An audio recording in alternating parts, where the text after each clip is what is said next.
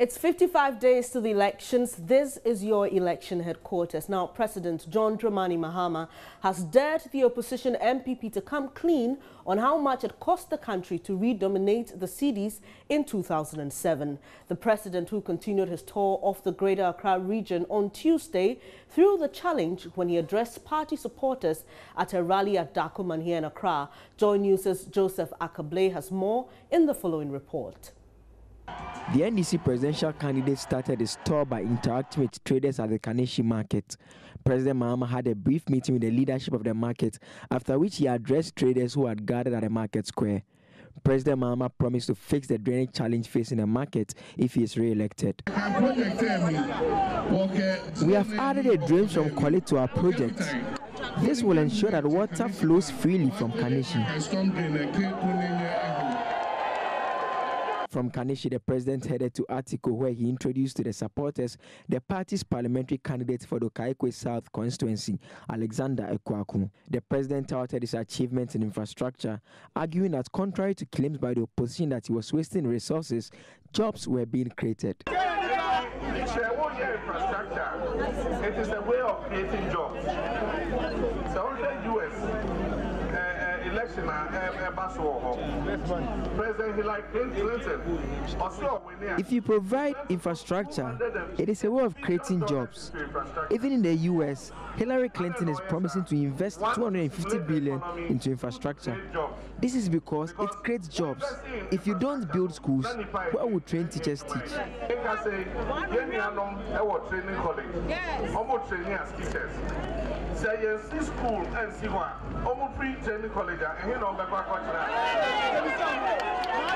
The president then stopped at Dakuman, where he dared the opposition New Patriotic Party to come clear on how much they spent while in government on the redenomination exercise. Up till today, no Ghanaian knows the cost of the redenomination exercise. Then the same person and people come and stand and say somebody is incompetent. You are incompetent. Musa Sikando, how much did it cost us? Simple thing like this, you can't tell us. And you have the nerve to come and talk about corruption. Look in the mirror and look at yourself. The president's activities for the day ended at the Fadama Park, where he addressed the mammoth rally. He assured the electorate that he remains committed to solving challenges facing the country. Zongos and the inner cities, the places where we have poverty, we're going to assist them with all the social protection programs government has. The president is expected to tour other parts of the region on Wednesday. Here on your election headquarters, we bring you up-to-date coverage on all issues so you won't miss out. Issues of accusations and counter-accusations, the issue about the redenomination of the CD that you just heard about, and job creation have been paramount for both the NDC and NPP. My colleagues Joseph Akablay and Latif Idris have been following the flag bearers of the NDC and NPP respectively, and they join me in the studio to give us some details on what the campaign trail has really been like. You're welcome, gentlemen. Thank you. Okay, so you tell me, Joseph, let's start with you. You've been following President Mahama. What are some of the key issues that he's been speaking about on the campaign platform? Well, so for a president who is seeking re-election, you obviously expect him to talk more about his achievements. And at each stage of the campaign, wherever he arrives at, he tries to point out to certain things that he's doing in those areas. In areas where he doesn't mention specifics, he talks about the general things. So he often talks about the circle interchange that is being constructed. He also talks about the fact that he constructed a Greater Accra Regional Hospital, formerly known as Ridge Hospital. He also often touches a bit about the Kaswa interchange that will be completed this year. Also, still on hospital issues, he also touches a lot more about the University of Ghana Medical Center that will be completed, which will serve as a hospital as well as a teaching facility for students who are studying medicine as well. So generally, those are the bits he talks about. But once a while, depending on where he gets to and depending on the things that are trending in the country, he responds to the opposition party. So for instance, some time back, when he was touring the Greater Accra during the phase 1, when the issue about plagiarism of manifesto came up, at that point he took a swipe at the opposition party, saying that they had not launched their manifesto whilst he has launched theirs. So how can they say they are plagiarizing a document that does not exist? So that is an example of a case where he has responded to something that is trending. Another instance is just what we saw not long ago about the redenomination exercise. And that was a reference to the fact that just recently on Sunday, during the launch of the MPP's manifesto, Dr. Bawumia made claims about the economy being in bad state. So it was an opportunity to respond to Dr. Bawumia and point out that you're not someone who has the authority or has the moral authority to talk about the economy not being in good shape. So most often than not, it's just about the things he has done. But once in a while, if there's something trending that he wants to respond to, he responds to it. All right. So, Lateef, you've been keenly following the MPP's Nana Addo Dankwa Akufo-Addo. Sometimes you've had to stay quite late into the night. What are some of the issues that he speaks of mainly? Yeah, so Akable started by saying for a president seeking re-election. Now, for a candidate seeking election for the first time. For the third? But he's not been in office. So all right. He wants to be president. For the first time, yes. He's trying to punch holes in what President Mahama has done over his 4 years as vice president and 4 years as president.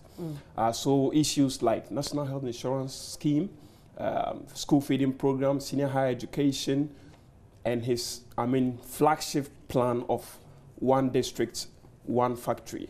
These are the key issues that have been top on Nana Akufo-Addo's speeches when he mounts the campaign platform wherever we've been, starting from Dodowa right down to Accra proper.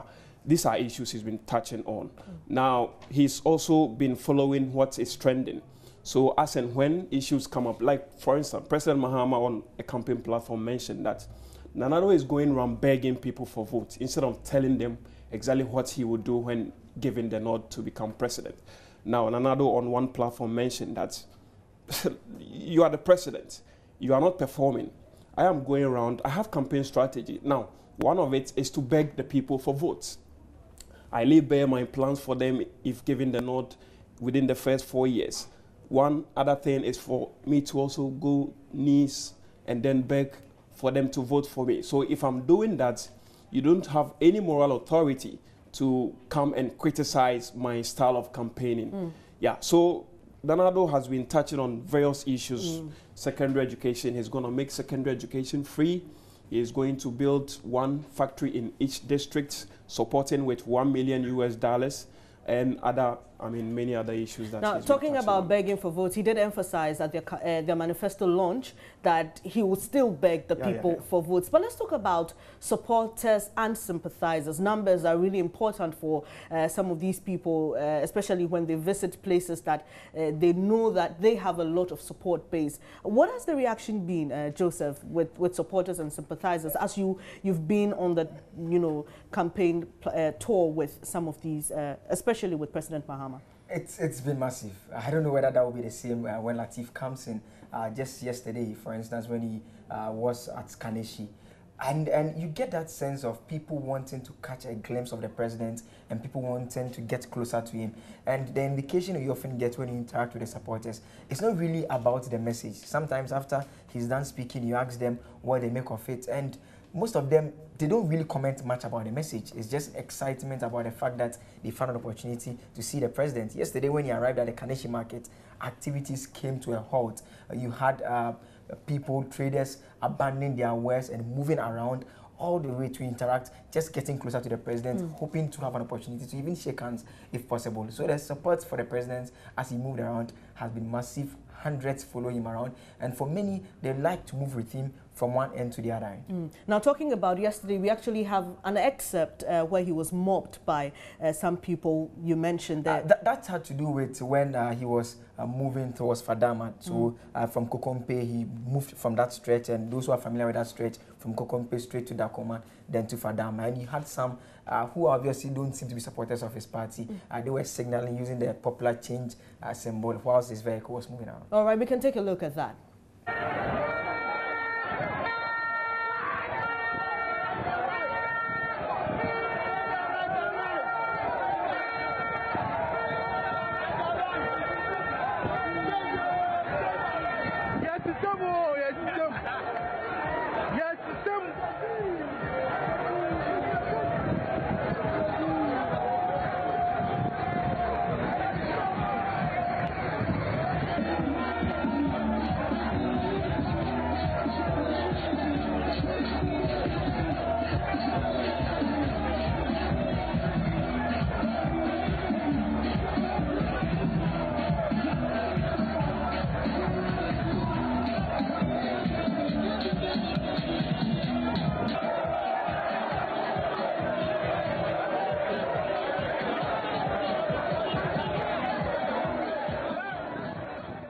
So, Joseph, in this instance, the president didn't have some good support. Though a lot of people thronged his vehicle and all that, it was a signal of change. The people wanted him changed. But Lateef, let's talk about support base and how has it been? Yeah, it's been Nana good.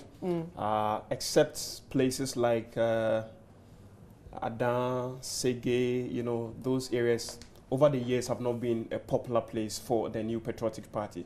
So the New Patriotic Party didn't expect much when the campaign trail hit that very constituency. I spoke with, one of the executives who told me that what they even saw there gave them a sense of relief, because over the years, whenever they go there, they didn't even have enough supporters coming out to, rally behind the party. So let's come down to Accra proper, Ablekuma West. We know it had also been a major, hub for the New Patriotic Party.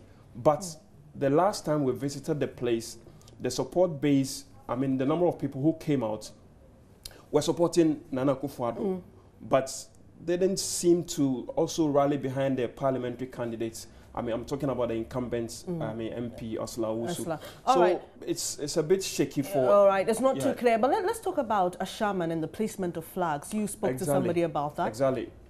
You know, Nana Akufo-Addo was in the Ashaman constituency somewhere last week. And word hit the NDC that President Mahama would be visiting. Now, prior to Nana Akufo-Addo's visit, the NPP hanged their flags on the streets of Ashaman. So when they expected President Mahama to also come, they told the NPP guys to also do away with their flags so that NDC's flag will be flying. But they said no, there are a lot of spaces in Ashaman. Go find a place and hang your flags. Now that's generated some kind of confusion between these two parties. And I spoke with, the MPP's parliamentary candidate, Barry Labaran, who issued some strong warning to the NDCs. We can take a listen to that and then come back. What I am complaining about is not specifically on the police. It's on the election security team. What we are saying is that the tax was supposed to know all those pools under construction from the Timber Market stretch to that of the Underbridge bypass. We had our flags on it. NDC had their flags on it. But forcing us to remove our flags because the president is coming to Ashama, we think it's inappropriate. So we also resist on that. And there is this machination and all those things trying to organize some tax to go there and remove the flags. That's what I'm cautioning at. Because if they touch our flags, we'll touch their flags. As for that one, we are not going to come. The security have to put their legs on because they are doing this thing to test our pulse. Ashama, NDC has lost Ashama and they lost it for good. 2016 election, NDC will not get the seat. So they are trying to test our pulse, see what they are doing. Always, the leadership of the party is here in Ashama. The leadership are here, all over in Ashama. The president has been here, the vice president is here, the regional minister is here. I do not blame them, but if they are psyching their people up, psyching them up to do something untoward, we are not going to sit down and succumb to them. It will not work. Well, Lateef, so you tell us, where's the MPP's flag bearer, Nana Akufo-Addo, headed next? Today, Nana Akufo is meeting with industry players, AGI, and after that, there will be a next meeting at the party's headquarters in Accra. And for you, the president? For President Mahama, he's still within Accra as part of his tour. He's visiting some areas in Dodo that fall within the Greater Accra, as well as Dawhenya. All right, thank you very much. Those Joseph Akable and Lateef Idris, my colleagues who have been following President Mahama and the MPP's flag bearer, Nana Akufo-Addo, and they've been sharing with us some of the experiences on the campaign trail. Now, still on the issue of politics, political tempers are high as the general elections draw close. This morning on the AM show, a discussion on the disaffection meted out to President Mahama and Dakuman in the Greater Accra region on his campaign tour yesterday generated some heated debate between the Greater Accra regional chairman of the NDC and Member of Parliament for Ayawaso West, Wugon, Emmanuel Boakye Ejiakon. I'll be taking that. It's wrong. Sure? I am stating that as a matter wrong of fact. to be done. I saw them on the main road. Why? It's wrong that we should be doing that. Taken down. Yes, we've all been taken down since yesterday. So we can also go back and take down all the NDC flags. That's what I'm saying. It's wrong. I'm saying that it is wrong. So you see, I say that there would always be a fringe element. He says it's nobody, but you mentioned it. So tomorrow I want to have a rally in Bauleshi. So it stops the NDC from hoisting them on the electric pole. I will advise my people not to do that. When you've had your rally, your people seem to be also pulling down. I'm saying that that's what I'm saying. You're looking for an ideal situation. You talked about some parameters like that. For me, it really doesn't matter. Put up your flag. It matters. Let them put up their flag. What is important is what you are telling the people. No. What is important is how the people are feeling. Exactly. What is important is that the people cannot buy the KK and fish and eat. They are buying put up all the flags. They are buying KK and fish and they are eating all right. What is important is that when they go to the hospital, the NHIA cards are not working. This is what we said to Kwame Nkrumah when Kwame Nkrumah developing this country. Talk about Kwame Nkrumah. NDC is not Kwame Nkrumah. NDC is Mahama is doing the same. Talk about Kwame Nkrumah. Mahama is doing the same thing. Mahama is doing the same thing. NDC's antecedent is in Rollins. Oh, Mahama is doing the same thing. You have forgotten your leader. You have forgotten your founder. Today you are putting back. Rollins did well. He put this country, Don't refer to Rollins. Yeah, we don't refer. There is a CPP in this country. We are referring. All you want is to just steal people's ideas. All right, all you are doing we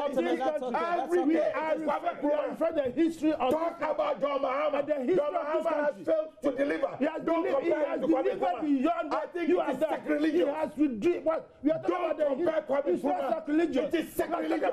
Don't compare Ghana. All right, okay. Talk about Ghana. It's not sacrilegious. Talk about that is what 20 years before. What do you do with it? Look at what that this country It's That is what you do to I have two more rounds of questions. So that is what you do. I say every time talk about John Mahama has not. Don't talk about Kwame Nkrumah. That is a CPP party. Oh, come on. Gentlemen, I have two more rounds of questions. So let me just complete my question. You make too much noise. It's okay. You make too much noise. Okay, it's okay. You will finish right now. You'll be shaking your hands. Now let's look at this. That's what always talking Ghana is on his feet. Talk about Ghana.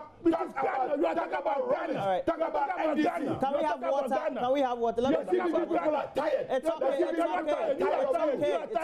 You are tired of you people. You are tired of you. I wanted to ask a question. You have a question. Quite a heated debate over there. Now, the People's National Convention says it has petitioned the Electoral Commission for a meeting to clarify errors on its nomination forms and hints of initiating a legal process if the commission shouldn't meet the party. The party says it was wrong. The EC failed to give political parties, including the PNC, the opportunity to correct errors on their forms. Party chairman Bernard Muna says the EC did not avail itself for a response from the party following the errors captured on the PNC nomination forms. He spoke earlier on Joy News Desk with Beatrice Edu. We have seen the Electoral Commission's response to that. As we have decided as a party, we need to follow due process, and that is why when the Electoral Commission sent us their letter, we have responded to them, and we are hoping that they will come back to us so that we together can find a solution to this. We have good enough basis to make a case, and we are hoping that the Electoral Commission will meet with us so that as a party and also with the Electoral Commission will find common ground. PNC is a party of due process, and we have taken the administrative process. I'm sure that when we exhaust that process, after 48 hours, we are expecting a response from the Electoral Commission. If we don't get a response, we may institute other legitimate means of ensuring that we get our presidential candidate on the ballot.